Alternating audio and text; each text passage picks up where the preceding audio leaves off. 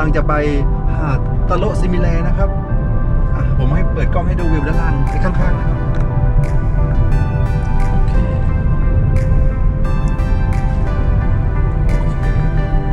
Welcome to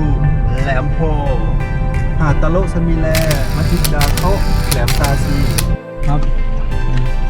ทำไมกุ้งครับแม่ไอหาดตะโลซิมิเลดีมันเนาะ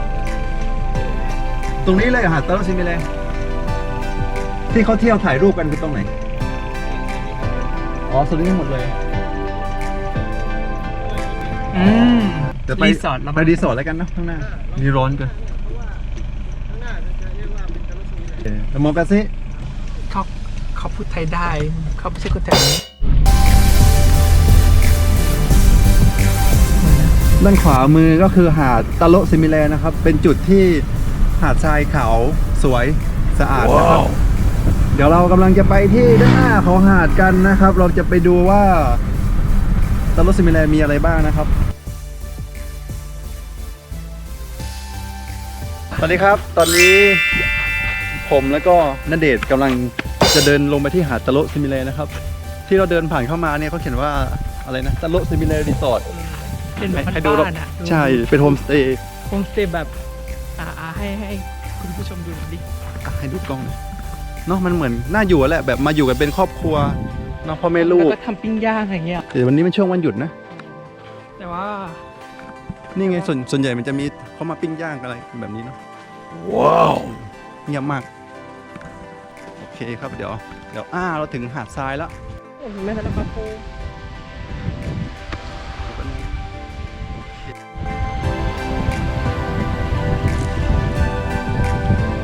ครับที่พวกเราอยู่ที่นี่คือหาดตะโลซิมิเลครับเขาบอกว่าเมื่อก่อนบริเวณเนี่ยเมื่อ20 ปีที่แล้วอ่ะเป็นบริเวณที่เป็นน้ำทะเลกัดเซาะถึงมาถึงข้างบนตรงนี้ครับบริเวณที่เรายืนอยู่นี่ก็ยังเป็นทะเลอยู่นะครับก็คือแบบว่ายังไม่มีหาดทรายที่เรายืนขนาดนี้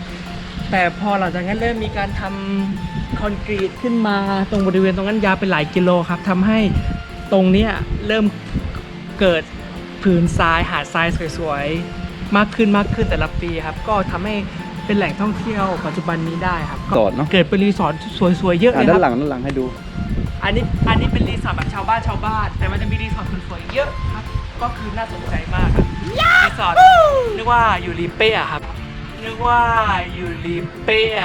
โอเคครับเดี๋ยวเราไปดูรีสอร์ทที่สวยๆกันว่ามันจะประมาณไหนนี่นะครับเป็นสันเขื่อนที่เราขับรถอยู่เนี่ยที่เขาสร้างมาเพื่อป้องกันไม่ให้น้ำทะเลเนี่ยทะลักออกมากัดเซาะชายฝั่งนะครับทำให้ตรงพื้นที่ของหาดตะโลซิมิเลตรงเนี้ยยังคงอยู่แล้วเป็นผืนดินงอกออกมาเนาะก็ทำ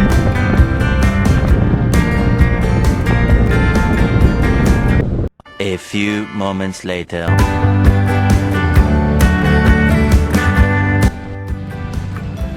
ให้ดูข้างหลังของผมนะครับตอนนี้ผมอยู่ที่สมุยหรือเปล่าไม่ใช่นะครับผมอยู่ที่ปัตตานีนี่เองนะครับชื่อว่า Forest Beach Resort นะครับเดี๋ยวเข้าไปดูด้านในกันเลยนะครับเจ้าของเขาอนุญาตให้เราเข้ากันไปแล้วนะครับสมัยกรมครับอันนี้แบบเป็นรีสอร์ทนี้ให้เป็นเพิ่งสร้างใช่ไหมครับอันนี้เปิดมา3 ปีแล้วเหรอครับผมแต่ว่าเพิ่งสร้างใหม่ใช่ไหมเพิ่งสร้างอาคารใหม่เหรอไม่นานแล้วสร้างมาก็ทั้งหมดก็4 ปีอ่ะอ๋อนี่คือ1,300คือละ1,300นอนได้กี่คนนอนได้ประมาณ5 คนครับลง YouTube คนดูประมาณ 2,000 คน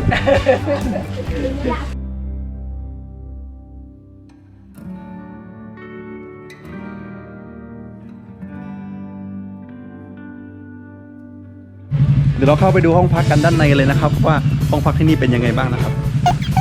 โอ้สบายส่วนใหญ่ไม่ค่อยได้นอนหรอกคงจะนั่งโม้กันอยู่อ่ะเป็นห้องสำหรับโอเคนะมาเป็นครอบครัวหรือมาเป็นคู่ก็ได้นอนได้6 คนเลยนะโอเคถ่ายรอบเดี๋ยวจะให้ดูวิวรอบข้างนะครับตรงนี้มันสวยมากเลยหลังคาตรงนี้เราชอบอ่ะตรงนี้ว่าอยู่แบบรีเป๊ะหรืออยู่สมุยอ่ะไปคิมขอแบบท่ากระโดดหน่อยกระโดดไม่ไหวแล้วเนี่ยกระโดดเลยเอ้ยแม่ให้ช่องเต๋าด้วยนะ โอเคนะครับบรรยากาศรอบๆน่าสนใจนะครับด้านหลังก็เป็นทะเลนะครับโอเคนี่โฆษณาให้กับแบร์เขานะครับไม่มีค่าโฆษณาใดๆแค่อยากรู้ว่ามันสวยแล้วก็อยากจะเชิญชวนนะครับเพื่อนๆที่มาปัตตานีแวะมาเที่ยวกันได้นะครับ มองไม่เห็น Forest Beach Resort ตั้งอยู่ที่หมู่ 4 ตำบลแหลมโพนะครับถ้าเข้าใน Facebook ก็เสิร์ชว่า Forest Beach Resort นะครับอันนี้นะโอเคครับขอค่าโฆษณาหน่อยครับแบร์ ครับผมเทโมกาซิโอเค จะเปิดดูยังไงอ่ะ อ๋อช่องใช่ไหมหมอยาพาตลอนคนดูประมาณ 2,000 คนนะครับ A few moments later. ครับผมตอนนี้ผมมาตามหาของกินนะครับมีอะไรบ้างมียำมาม่ายำวุ้นเส้น ยำผัดไก่ อันนี้ปูเท่าไหร่นะมีน้ำจิ้มไหมครับอันนี้มีน้ำจิ้มเนาะ15 บาทเป็นปูเดี๋ยวซื้อปูแล้วก็อันนี้ขนมจากเท่าไหร่20 บาทโอเคเดี๋ยวจ่ายเงินก่อนขายยังไงครับนี่ นี่มะเขือซอ ดิโมโกซอ เยอะ 5 บาทต่ออันอัน เยอะ อ๋อนี่หนึ่งตู้มีหนังไม่หนังแต่ดอก นั่นตัดดอกน้ำดิ อันนี้ก็ฮับบิอันนี้ซีนี่นี่ผมจะรีวิวการกินปูวิธีดูปูนะครับ ว่าตัวไหนตัวผู้ตัวเมีย อันนี้คือตัวเมีย เพราะว่าเนี่ยเพราะว่าอะไรเหรอเพราะว่าอันนี้มันจะโค้งหน่อยนะครับ ตัวเมียจะเปิดดูจะมีไข่คอยดูนะ ทำไมมันตัวเล็กอ่ะ ใช่มันตัวเล็กปูเล็กมากโอเคเห็นไหมมีไข่อยู่นิดนึงนี่คือตัวเมีย It was nice to meet them, but I hope I never see them again.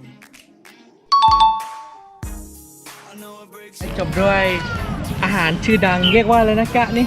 กระป๋องอัตตะ ตะปงอัตตะขนมจากนะครับเป็นของดีเมืองจังหวัดครับวันนี้ จังหวัดกระป๋องอัตตะ ปัตตานี ตานนิ่งของดีจังหวัด ตานนิ่ง อ๋อ ของก็ซื้อไปฝากกันได้นะครับ ก็ซื้อกินเองก็อร่อย ถ้าชอบคลิปนี้ อย่าลืมกดไลค์ด้วยครับจ่ายเงินครับ